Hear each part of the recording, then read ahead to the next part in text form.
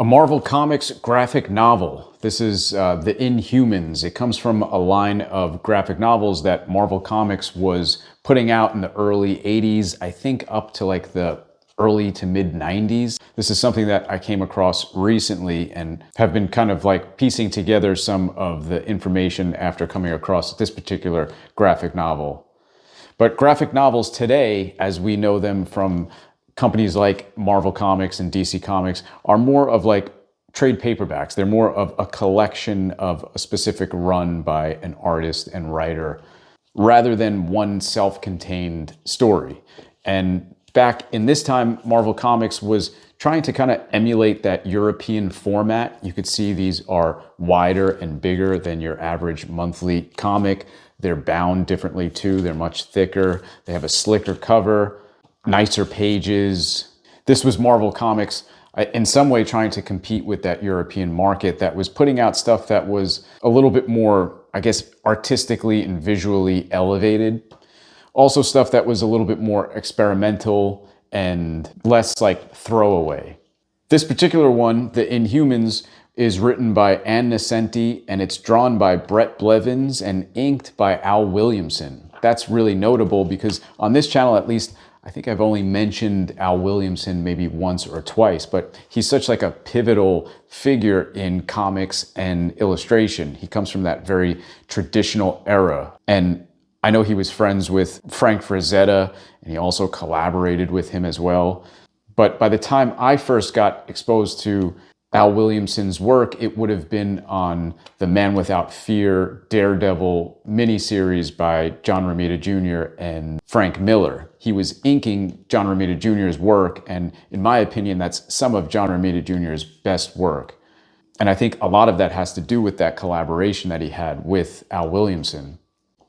I think Al Williamson brings a certain level of classicness and traditional comic making and illustration making to other artists' work. Even at the time, an artist like Brett Blevins, I would assume, would have been more of a modern contemporary artist, and sort of blending his work with a much more traditional artist like Al Williamson really made for something very collaborative and beautiful.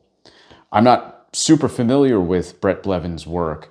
Every time I see it, I'm always reminded at how I should look at more of it and sort of study more of his art.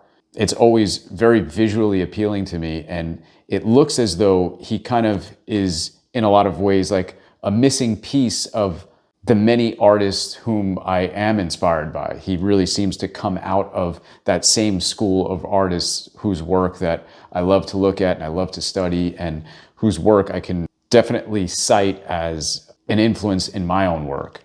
So I think as little as I know about Brett Blevins' work, his own work is sort of in some way like a unconscious influence on my own, just because it seems as though he comes out of that same pool of comic artists and illustrators whose work I really admire.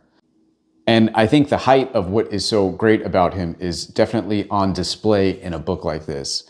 It's really nice to see his work in this kind of like wider, larger format.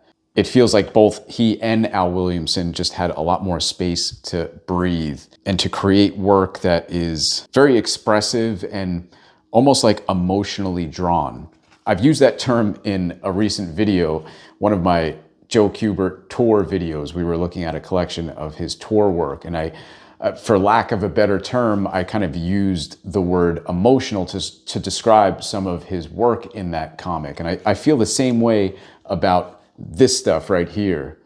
And it's hard to explain what I mean by that. I think what it is that when I look at this Brett Blevins work and Joe Kubert's tour work, it seems as though there is a direct line between the brain and the thinking of the artist and the hand that it's coming out of.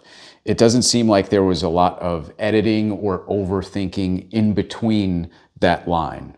So you really feel the hand of the artist. You feel the artist's raw sort of emotions and instincts in the art. And I think that really shows through in the visual storytelling. And it's something that as a reader and as a viewer, it kind of hits you on a more emotional level. I think sometimes there's some work that feels much more intellectual and very much up in the mind of an artist or a writer. And sometimes that's very much needed and appreciated. But in other instances, depending, I think, on the comic, on the subject matter, I think it's very much appreciated and sort of appropriate to have art that is much more guttural and sort of immediate.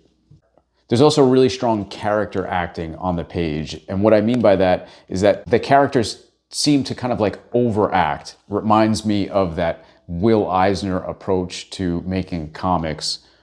I've made this comparison before, but there's a difference between acting for the small screen, like a TV show, and then acting on stage. The small screen, you can rely on production, you can rely on a lot of different camera cuts and edits, so you can get away with being much more nuanced and subtle as an actor. But on the stage, you have to act and be heard all the way to that back row. So you have to use your body, you have to use your voice, you have to kind of like over-enunciate and overact. And in comics, I think that there was a tradition of that, certainly coming from those older artists who came out of that era. And so Will Eisner is one of those artists who I think really brought that overacting into his comics with his characters. And when I look at this Inhumans comic right here by Brett Blevins, I see a lot of that as well. There's really nice gesture, and it's really great to see how he has such a strong hold on figurative anatomy that he's able to stretch it and use it as a narrative device. Once you're able to understand the fundamentals of drawing faces, drawing hands, drawing figures, then you're able to take that knowledge and stretch it and use it in ways that can convey emotion and can convey storytelling points through the anatomy of your characters.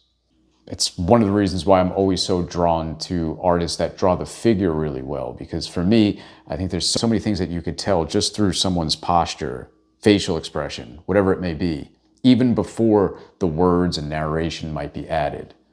So there's a lot of that on display in this comic, and it's probably one of the reasons why I was attracted to it and picked it up.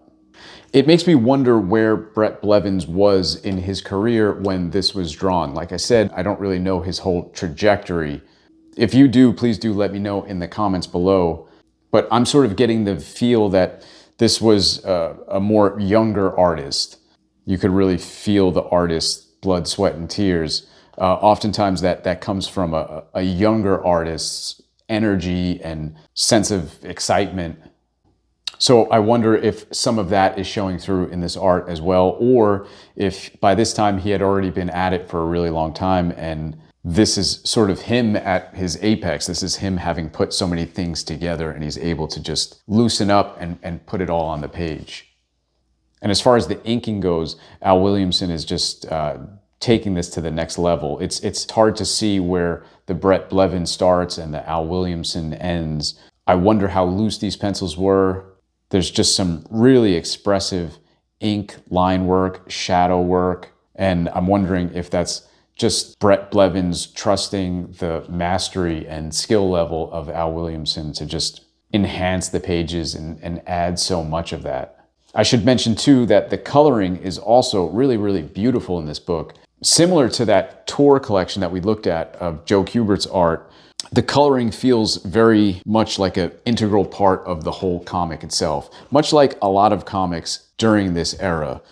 I think in more of the modern day comics, sometimes the coloring and the line art tend to seem like they exist in two different worlds. They don't really feel cohesive in the same way that some comics from this era do, specifically a comic like this, because it seems like Brett Blevins, Al Williamson, and the colorist who I should mention is Michael Higgins. It seems like they're all kind of coming from the same place, sharing the same like vision for this. And that's really showing through in the final art. So like I said, I don't really know too much about this whole line of Marvel graphic novels. I just kind of came across this recently at a comic book store. It caught my eye, and after flipping through it quickly, I realized that the artwork was just beautiful and I wanted to share it with you guys. I should mention the store that I picked this up at is called We Got Issues. It's in Edmonton, Canada. I was recently traveling over there and popped into this comic shop and realized that they had an amazing section of back issues and some really incredible comics and magazines, and the staff and everybody who worked there was super helpful and really kind. So shout out to them. Anyway, I hope you enjoyed this little look at this Inhumans graphic novel here. If you have any questions or comments or want to add anything to this particular conversation, please do leave that in the comments below. Like I said, I have a lot of question marks around this whole Marvel Comics graphic novel line. I really don't know as much about Brett Blevins. So if you want to fill me in on any of that stuff, I'm all ears. I definitely learn a lot in the comment section, so thanks for all those. If you want to see some of my comics and some of the process behind that, please do check out my Patreon page. It's growing.